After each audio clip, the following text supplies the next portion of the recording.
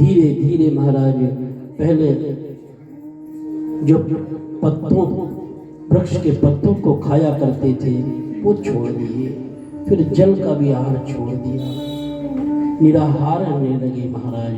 और अब तो महाराज एक समय वो आया कि श्वास भी लेना बंद कर दिया, और जैसी श्वास अवरुद्ध हुए तो सरा पर जितने भी देवता थे सबके प्राण अवरुद्ध हो गए। सब देवता घबराए, जाकर के ब्रह्मा जी के पास गए और जाकर के ब्रह्मा जी से निवेदन करने लगे, प्रभु हमें श्वास नहीं आ रहा है। रोते रोते सब भगवान के पास गए कि नैवं विदावो भगवान प्राण रुद्रा चराचरस्याखिल सत्त्वधाम्ना विदेहि तन्नो वृजनादि मोक्षं प्राप्ता वयं तां शरण्यम्। हमें बचाइए प्रभु, हमारे बचाइए, हमारे प्राण अवरुद्ध हो गए हैं। और जैसे ही भगवान के चरणों में प्रार्थना की तो कहते हैं कि भगवान ने कहा, देखो मेरा एक नन्हा सा बालक घोर तप कर रहा है मुझे पाने के लिए, और जब तक मैं मुझे दर्शन नहीं दूंगा तब तक किसी के प्राण आने वाले नहीं हैं। और जैसे ही महाराज भगवान गए सीधे उस नन्हे से ध्रुव के पास और सामने जाकर के खड़े हो गए। बोलो लक्ष्मी नारायण भगवान। और जैसे ही खड़े हुए तो ध्रुव जी महाराज ने तो नेत्रों को बंद किया हुआ था, सहजता से नेत्र खोले महाराज। अब ध्रुव जी ने जैसे नेत्र खोले तो भगवान के चतुर्भुज रूप का दर्शन कर रहे हैं। विचार तो मन में आ रहा है कि भगवान से कुछ कहूं, प्रणाम करूं, कोई स्तुति करूं, लेकिन कैसे करें? अभी तो कुछ आता ही नहीं।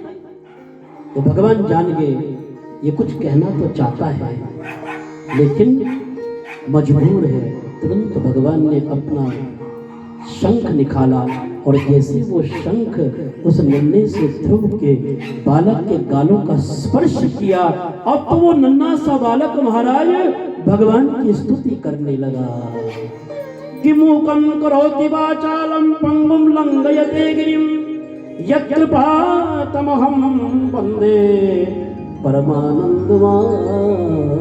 ऐसा चमत्कार हुआ, ऐसा चमत्कार हुआ जैसे गूंगा एकदम से बोलने लग जाए, बिना पैरों वाला पर्वत पर चढ़ जाए महाराज। और ये तभी संभव हो सकता है जब भगवत कृपा हो जाती है, भगवत कृपा। आज ध्रुव जी महाराज ने बड़ी सुंदर स्तुति गाई है भगवान की, और थोड़ी सी हम आपको जरूर सुनाएंगे। बड़े सुंदर भाव से भगवान ने ध्रुव जी ने भगवान की स्तुति गाई है, और बड़े भाव से ध्रुव जी महाराज स्तुति गाते हुए कहते हैं, आप प्रेम से सुनिए। स्तुति तो बड़ी है लेकिन 2-4 लाइनें मैं जरूर सुनाऊंगा, और सुनानी चाहिए। व्यासपीठ पर बैठ के कुछ तो संस्कृत ये श्लोक बोलने चाहिए ना, क्यों जी? तो मैं जरूर आपको सुनाऊंगा।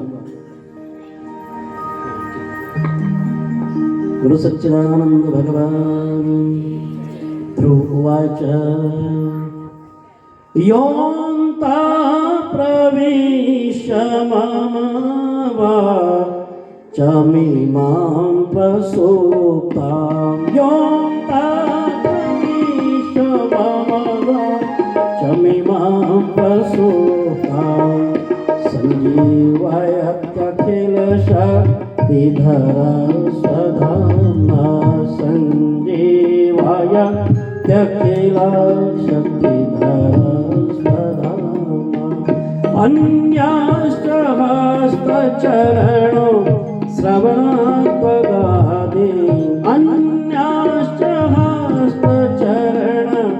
श्रवणात्वगादि प्राणानमो भगवते पुरुषाय तोभ्यं प्राणानमो भगवते पुरुषाय तोभ्यम्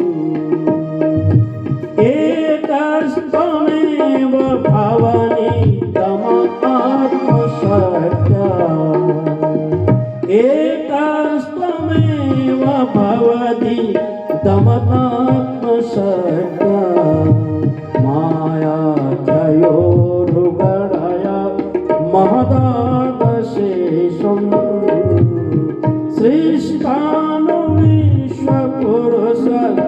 सदोपसेना नानेवतार शुभिवा वसुवाग्निभासि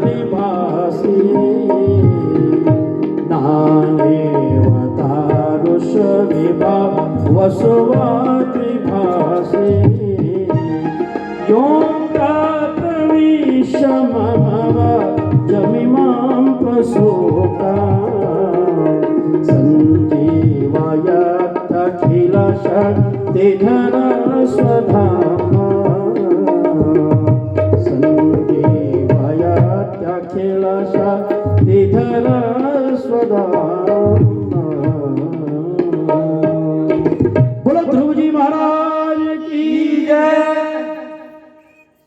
ऐसी स्तुति ध्रुव जी महाराज ने गाई, भगवान नारायण प्रसन्न हो गए।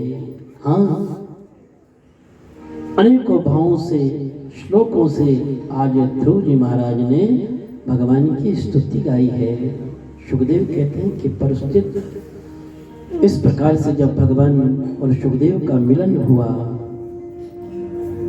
तो भगवान अनेकों आशीर्वाद देकर के वहां से चले गए। अब ध्रुव जी महाराज अपने नगर की ओर वापस आ रहे हैं और जैसे नगर की ओर वापस आने लगे तो मन में विचार किया कि भगवान कितने कृपालु हैं कि जब हम दुनिया को रिझाने में लग गए और जब हम दुनिया के अपने थे तो हजारों दिल के दुश्मन हो गए और प्रभु जब ये दिल तुमको दे दिया तो हर दिल के प्यारे हो। आज उन ध्रुव जी महाराज के स्वागत के लिए उस उत्तानपाद राजा के सारे जितने भी नगरवासी थे महाराज सुंदर सुंदर थाल में पुष्प लेकर के और पुष्प वर्षा कर रहे हैं उस मार्ग पर जिस मार्ग पर ध्रुव जी महाराज ने आना है। और वो सुरुचि जिसने ध्रुव जी महाराज को महाराज उनके मन को पीड़ा दी थी वही सुरुचि उस भीड़ में सबसे आगे खड़ी हो। और क्यों ना हो, भगवत कृपा जब हो जाती है तो सब कुछ संभव हो जाता है कि जा पर कृपा राम जी की होई, जा पर कृपा राम जी की होई, जा पर कृपा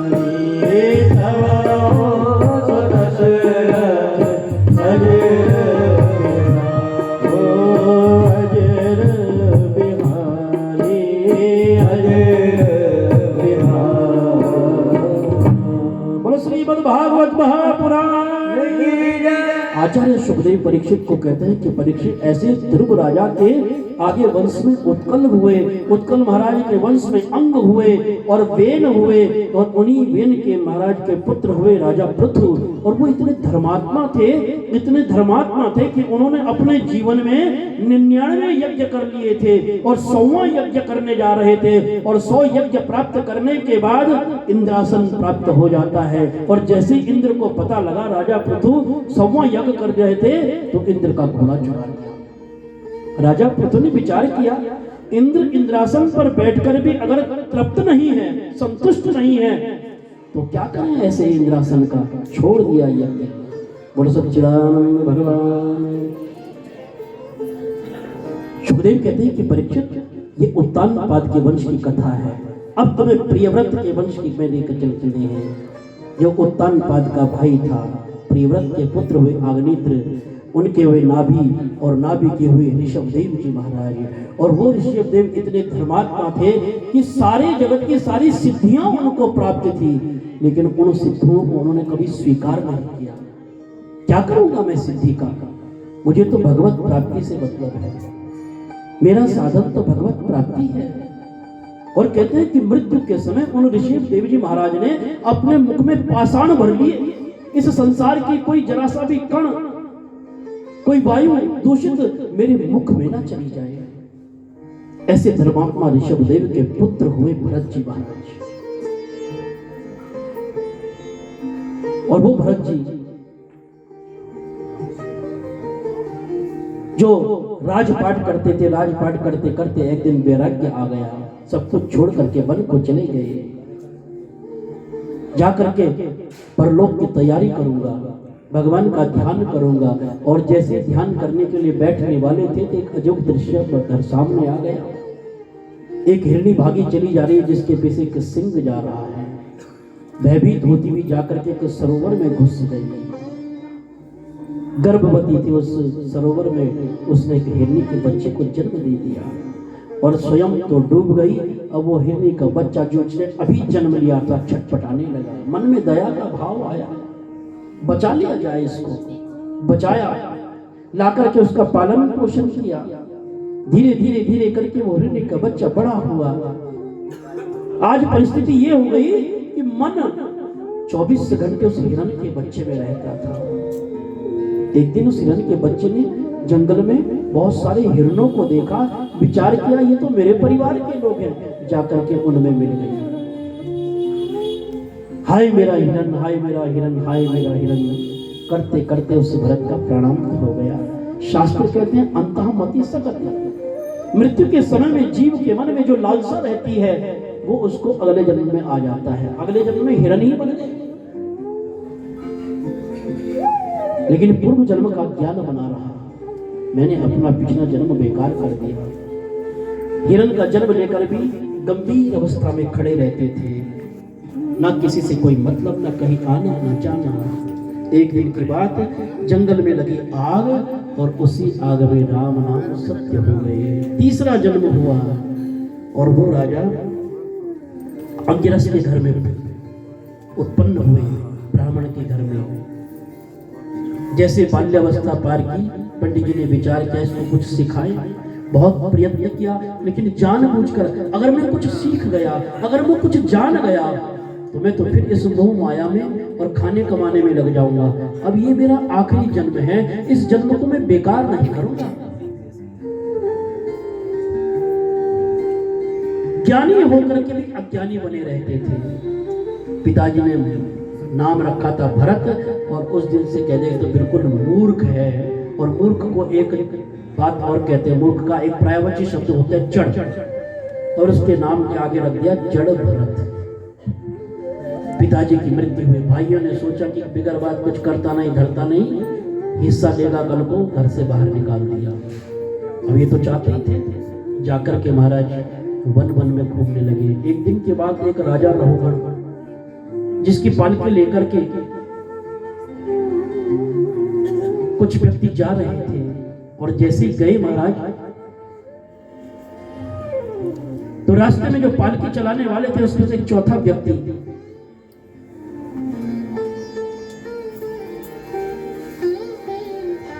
उसकी जगह उस जड़ भरत को लगा दिया और पालकी चलने लगी। और जैसे राजा भरत चले तो राजा भरत बड़े संस्कारवान थे, ज्ञानी थे। कहीं मुझसे कोई जीव हिंसा नहीं, अगर एक एक कदम भी चलते थे तो देख के चलते थे मेरे पैर के नीचे कोई चींटी ना आ जाए। तो जैसे ही चल रहे थे मार्ग पर, कहीं कोई कीड़ी दिख गए, चींटी तो उछल करके जाते, और वो उछले तो ऊपर बैठा हुआ भी उछले, उसका सिर लगे ऊपर। एक बार दो बार हुआ, बोले अरे इतना मोटा ताजा हो आदमी होने के बाद भी तुम्हें पालकी चलानी नहीं आती। अब तो वो उपदेश दिया रघुगण को। रघुगण ने कहा ठहरो, मैं भी तुम्हें बताता हूँ। अब शब्द कहे महाराज, सब कह दिया, लेकिन आज जड़ भरत ने इतना सुंदर उपदेश दिया और कहा कि राजा, किस मोटे ताजे शरीर की बात करते हो, किसको मारने की बात करते हो? इस जगत में सब कुछ तो परमात्मा का है, न तुम कुछ हो न मैं कुछ हो, न ये पालकी कुछ है। एक मिट्टी का टुकड़ा तुम हो, एक मिट्टी का टुकड़ा मैं हूं, एक मिट्टी का टुकड़ा ये पालकी है, और ये मिट्टी के टुकड़े पालकी को चलाने कुछ भी नहीं है। इतना अहंकार ना दिखाना चाहिए। न विद्येन तर्पणीयो मनुष्यो लप्स्यामहे वित्तमत्राक्षचित्वा जीविष्यामो यावदो शिष्यति त्वं नमस्तुभ्यं वर्णय्य स एवः। राजन, जीव कभी धन से तृप्त नहीं होता। जैसे जैसे धन उसके पास आता है, ऐसे ऐसे उसकी आकांक्षा बढ़ती चली जाती है। जिस प्रकार से जलती हुई अग्नि में ईंधन या घी दिया जाए तो वो और भड़कती है, इसी प्रकार से ये धन, यश, मान, वैभव, प्रतिष्ठा है, जैसे जैसे बढ़ती चली जाएगी ऐसे ऐसे आसक्ति होती चली जाएगी।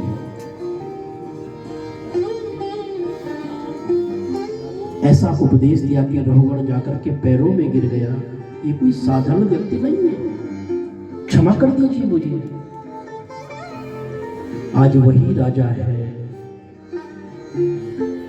और वही भरत। हमारे इस सनातन संस्कृति में, धरती में 3 भरत हुए।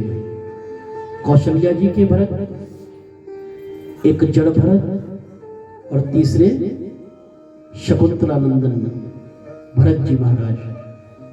और उन्हीं के नाम पर भारत देश का नाम पड़ा है। वो भारत देश जिस भारत देश में धर्म चलता है, स्त्रियों का सम्मान होता है, सनातन संस्कृति चलती है, सत्य जीवित है, धर्म जीवित है, एक दूसरे का सम्मान होता है। और इस भारत को लोग पता किस नाम से जानते हैं? सोने की चिड़िया बोलते ना, सोने की चिड़िया, वही भारतवर्ष। और उसी भारतवर्ष में हम रहते हैं। कितने बड़े सौभाग्यशाली हैं।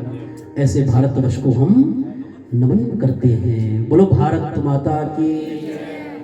और प्यार से बोल दो कि जहां डाल डाल पर सोने की चिड़िया करती है बसेरा,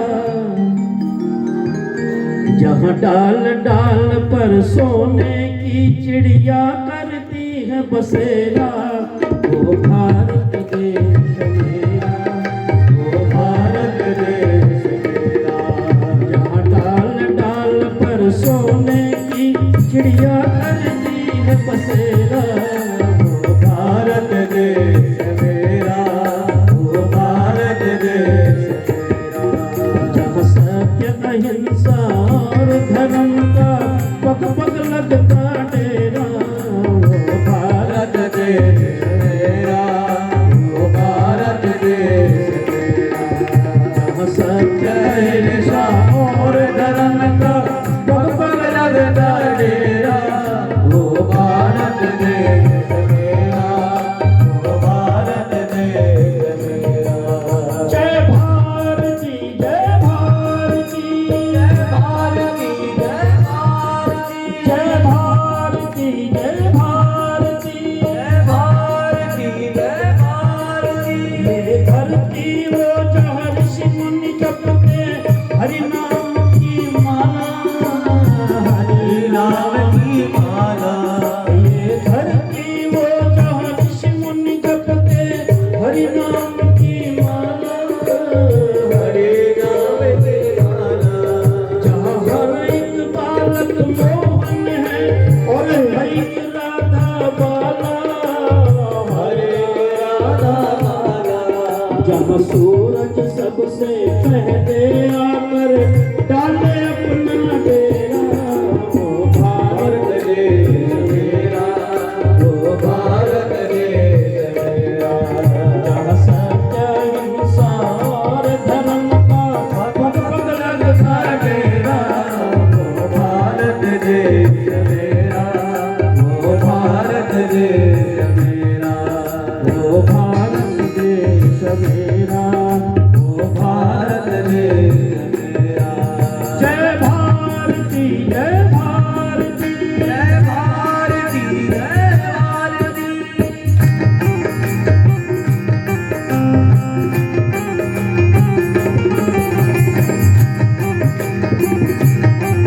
हरि बोल।